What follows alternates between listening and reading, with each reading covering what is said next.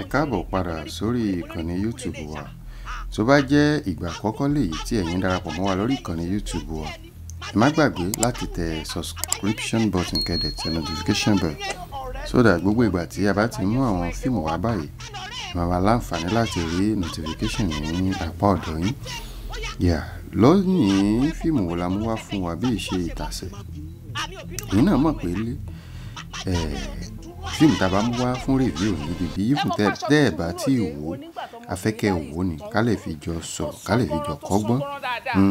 Ìtàsẹ̀ la mú wá, ẹ sáré lọ sórí ìkànnì YouTube, ẹ tẹ̀ síbẹ̀ Libra TV, ẹ tẹ̀ Ìtàsẹ̀, ó máa gbé wá. Wùmí Toríọlá, Gabriel Afọláyan, Habib Alagbe, Ọlá Ìdíje, wọ́n ṣe bẹ̀bẹ̀ nínú fíìmù yìí. Fíìmù tó kọ́ni lọ́gbọ́n ni. Bí apá kejì ṣe fẹ́ rí ìyẹn là tí ì mọ̀. Bóyá ohun tí ó ṣẹlẹ̀ yìí, bóyá ó tiẹ̀ máa favour Wùmí Toríọlá àbí kò ní favour Wùmí Toríọlá. Ní èrò tèmi, èmi wò pé Gabriel Afọláyan ó ti rí ẹni tí ó dàbí pé ó nífẹ̀ẹ́ olóṣèlú ó pàdé olówó. Wùmí Toríọlá olóṣèlú ó pàdé Habib Alagbe tó náà lówó lọ́wọ́ díẹ̀. Ṣùgbọ́n ọrùn ṣúlà àparò kú sí tí Wùmí Toríọlá fẹ́ ṣe lórí Gabriel Afọláyan yẹn ni ó ń kàn mí lóminú àti pé Ọlọ́run ló mọ ọkọ àti aya ìyàwó ojú ọ̀nà. Ṣùgbọ́n bí fíìmù yìí ṣe rí bó ṣe ń lọ, ó wù mí kó jẹ́ pé kóníkálukú kò gba òté ètì rẹ̀ lọ kí Gabriel lọ bẹ́ni tó fẹ́ fẹ́, kí Wùmí náà lọ bá Habib Alagbe kójú làálàá tó fojú Wùmí gbolẹ̀ lọ́jọ́ kìíní àná kójú ẹ̀ wá bó. Ṣùgbọ́n gbogbo ẹ̀ di inú apá kejì Ìtàsẹ̀ ká tó mọ̀ bí ó ṣe fẹ́ lọ. Tí ẹ bá ṣẹ̀ṣẹ̀ ń darapọ̀ mọ́ wa tàbí tẹ́ ẹ bá tí ì wo fíìmù yìí, ẹ lọ sórí Libra TV lórí YouTube, ẹ wò ó níbẹ̀ tàbí kẹ́ ẹ download ẹ̀ kẹ́ ẹ lè wò ó.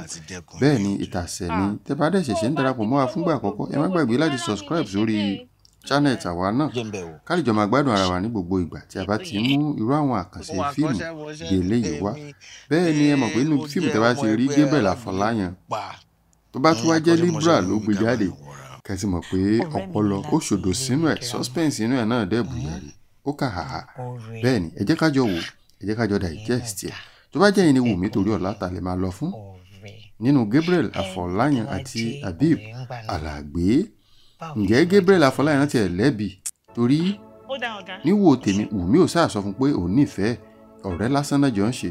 Ṣé ó lẹ́bi àbí kò lẹ́bi? Ẹ jẹ́ ká jọ pàdé nínú comment section. Ẹ jẹ́ kí n mọ èròǹgbà yín kèmí náà fún mi tí èmi ní ti yín, ẹ̀yin ní tèmi. Ẹ ṣé tí ẹ ń darapọ̀ mọ́ wa ní gbogbo ìgbà tí a bá ti ń ju àwọn fíìmù review bí eléyìí. Ẹ ṣé púpọ̀. Àwọn tó ń pè ní ọmọ kékeré náà ni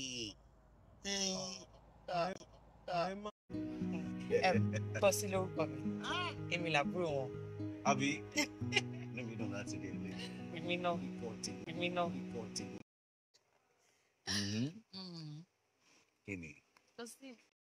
Àmọ́ màmá wa lè máa bá sọ̀rọ̀. Ṣé lè padà wá ní wákàtí méjì sí àsìkò tá a wà yìí? ìyẹn náà ti pẹ́ jù tí wọ́n bá dé ẹ pè mí.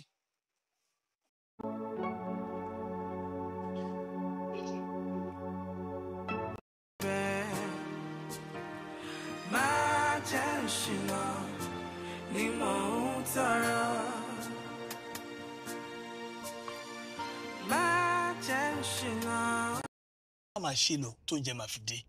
Ká máa ṣiṣẹ́ lọ. ẹ jẹ́ máa ṣe lọ.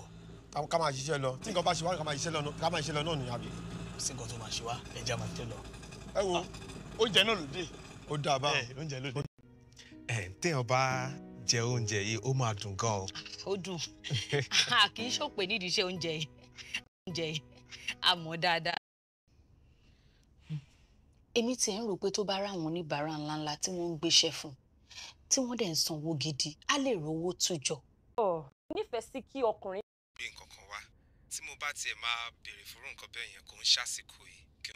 Ẹsẹ̀. Fọláyàn òkè ẹsẹ̀ ni wọ́n ní ibi iná pè lókè ẹsẹ̀ lómi ibi tó ń pè lókè ẹsẹ̀. Ọkùnrin ni ọmọ ọjọ́ máa ń lọ lọ́jọ́ ń kájọ́. Kí n fi àsìkò yìí dúpẹ́ lọ́wọ́. Mọ mi létí ni ṣá.